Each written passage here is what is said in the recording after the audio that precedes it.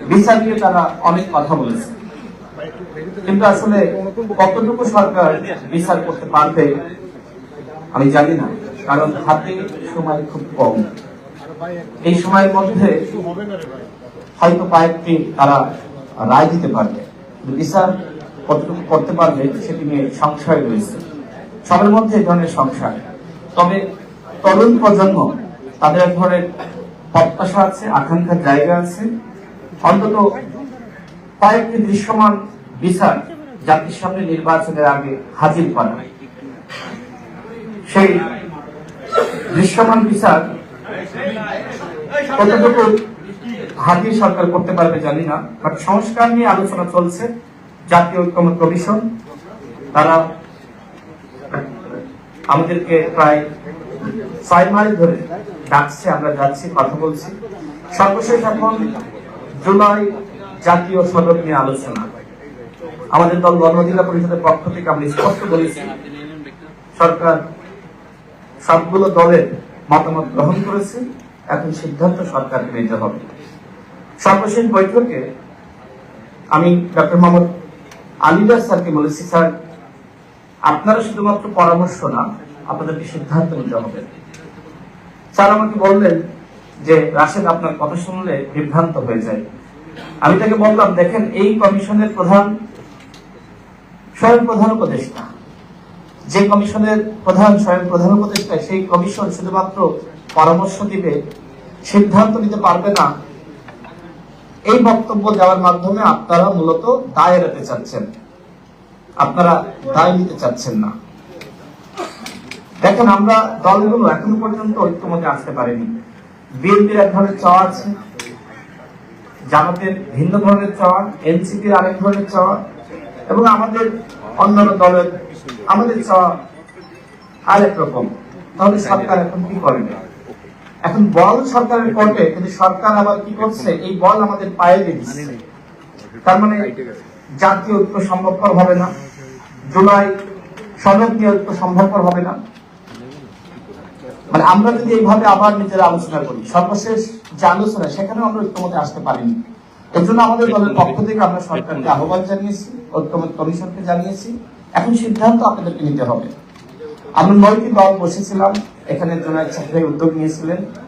আমরা মোটামুটি একটা জায়গায় এসেছি যে একই দিনে জাতীয় নির্বাচন এবং গণভোট, এবং বিএনপির পক্ষ থেকে আমরা সর্বশেষ আলোচনায় দেখলাম বিএনপির স্থায়ী কমিটির সদস্য জনাব সালাউদ্দিন আহমেদ, তিনিও এই বিষয়ে ইতিবাচক বক্তব্য প্রকাশ করেছেন।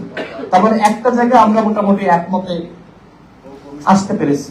এখন আমাদেরকে 106 অনুযায়ী হাইকোর্টে যেতে হবে নাকি বিশেষ সাংবিধানিক অর্ডার, সেটি নিয়ে বিতর্ক রয়েছে, তবে আলাপ আলোচনা চলছে।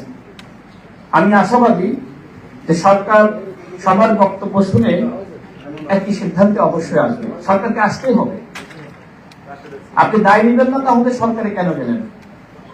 আপনি সরকারে গিয়েছেন সিদ্ধান্ত নেওয়ার জন্য। এখন সিদ্ধান্ত না নিয়ে যদি আপনি দলগুলোর উপরে দায় চাপান এবং বলেন যে দলগুলোর কারণে ঐক্য হচ্ছে না, তাহলে আপনার তো এখানে থাকার অধিকার নেই। ঐক্য, এই যে আমাদের মধ্যে যে ভিন্ন মত, এই ভিন্ন মতকে ঐক্যমতে নিয়ে আসার দায়িত্ব সরকারের। সুতরাং সরকার যদি সে ধরনের সাহসী সিদ্ধান্ত না নিতে পারে, তাহলে দেশের সংকট ঘনীভূত হবে। এবার আসি পিয়ার নিয়ে কিছু আলোচনায়। যখন ঐক্যমত কমিশন আলোচনা করছে এবং ঐক্যমত কমিশনের পক্ষ থেকে বলা হয়েছে যে আপনারা দলগুলোর মধ্যে একটু বসেন, আমরা 9টি দল বসেছি, বিএনপির সাথে বসা হবে, জামাতের সাথে বসা হবে, অন্যান্য দলের সাথে বসা হবে। এখন আমার প্রশ্ন হলো যে আলোচনা চলমান অবস্থায় মাঠ পর্যায়ে আন্দোলনটা কেন?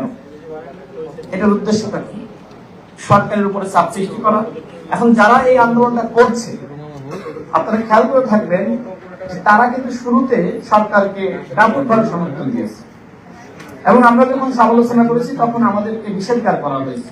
তাহলে তারা এখন কেন বলছে যমুনায় ঘেরাও করা হবে, প্রধান উপদেষ্টার বাসভবন ঘেরাও করা হবে, এই উপদেষ্টাদের নানান ধরনের হুমকি ধামকি দেওয়া হচ্ছে, সেই তারা দিচ্ছে। মানে তাদের যখন ডিসি নিয়োগ হয়ে গেছে, সরকারের সুযোগ সুবিধা ভোগ করেছে, তখন আর আন্দোলন না।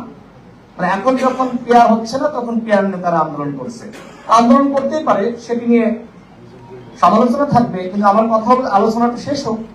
আর আপনারা যেহেতু বলছেন যে পিয়ার ছাড়া নির্বাচনে যাবেন না, এই বক্তব্য আপনারা যখন ঐক্যমত কমিশন আলোচনা শুরু করলো তখন বলতে পারতেন।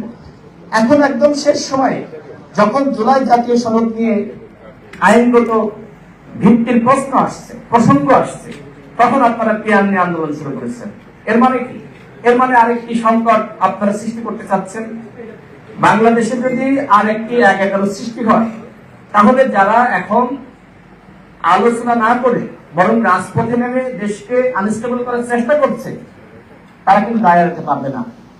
দেখেন, আমরা অনেকে বক্তব্য শুনি, বিশেষ করে যারা এখন আন্দোলন করছে, তারা বলে যে মার্কা নয়, ব্যক্তি দেখে ভোট দিন। পিয়ারে কি হবে? পিয়ারে তো ব্যক্তি দেখে ভোট দেওয়া যাবে না, মার্কা গুরুত্বপূর্ণ। তাহলে কি হবে? যে ব্যক্তি স্বতন্ত্র নির্বাচন করে এলাকায় কাজ করতে চায়, তার কি হবে? পিয়ারের মাধ্যমে এই স্বতন্ত্র প্রার্থীর কি হবে? সেটি নিয়ে কোনো আলোচনা নাই, সেটি নিয়ে কোনো ব্যাখ্যা নাই। এরপর আসেন, যদি আপনি পিয়ার সিস্টেমে যান, বাংলাদেশে কোনো স্থায়ী সরকার ব্যবস্থা থাকবে। সকাল বিকাল, রাতে মধ্যরাতে, ফজরের আগে ফজরের পরে এমপি কেনা বেচা হবে। যে যত টাকা দিতে পারবে সেই জোটের থেকে একজন এমপি চলে যাবে, স্বাভাবিক। সুতরাং বাংলাদেশকে স্থিতিশীল রাখার জন্য অবশ্যই বর্তমান যে পদ্ধতি রয়েছে সেই পদ্ধতিতে নির্বাচন করা দরকার। হ্যাঁ, আমরা ভবিষ্যতে আলোচনা করতে পারি, কিন্তু এই নির্বাচনের 4 মাস আগে এই ধরনের আলোচনা বা এটি বাস্তবায়ন অসম্ভব, যেটি নির্বাচন কমিশনের পক্ষ থেকে বলা হয়েছে। আজকে স্যার যে প্রেজেন্টেশন আমাদের সামনে হাজির করেছে, সেখানে কয়েকটি জিনিস উল্লেখ করা হয়নি। যদিও রাজনীতিবিদরা এই বিষয়গুলো নিয়ে কথা বলতে অনেকটা ভয় পায়, কিন্তু আমার কাছে মনে হয়েছে এই বিষয়গুলো বলা দরকার। যেমন, বাংলাদেশে যারা সংখ্যালঘু সম্প্রদায়ের রয়েছে, তারা যদি সবাই মিলে সিদ্ধান্ত নেয়, মানে তাদের নেতারা, বাংলাদেশে তাদের একটি দল হবে, তখন কি হবে? মানে পিয়ার সিস্টেম থাকলো, তারা একটি দল গঠন করলো, তখন কি হবে? প্লাস পাহাড়িরা বা ক্ষুদ্র গোষ্ঠী বা আদিবাসী, তারা যদি মনে করে যে আমরা একটি দল গঠন করব, তখন কি হবে? বা এদেশে ইসলামিক দলগুলো রয়েছে, তারা যদি দাবি করে আমরাই শুধুমাত্র মুসলিমদের প্রতিনিধিত্ব করি, অর্থাৎ এই প্লেয়ারের মাধ্যমে বাংলাদেশে আরেকটি জাতিগত বিদ্বেষ, জাতিগত দাঙ্গা এবং ধর্মীয় বিভাজন বা দাঙ্গা লাগার সম্ভাবনা রয়েছে। এই বিষয়গুলো আমাদের ভাবা দরকার। বাংলাদেশে যদি হিন্দুরা বা অন্য ধর্মের যারা রয়েছে তারা দল গঠন করে, দেখেন আরেকটি আলোচনা আছে, আওয়ামী লীগ কিন্তু সবসময় মনে করত যে এদেশের হিন্দুরা আমাদের vote bank.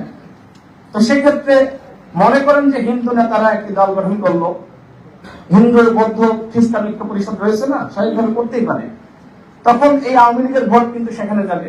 Plus Gopalganj, Madaripur, Faridpur Awami অধ্যুষিত এলাকা, এই ভোটগুলো কোথায় যাবে? অর্থাৎ পিয়ারের মাধ্যমে আওয়ামী লীগের পুনর্বাসন করা খুব সহজ।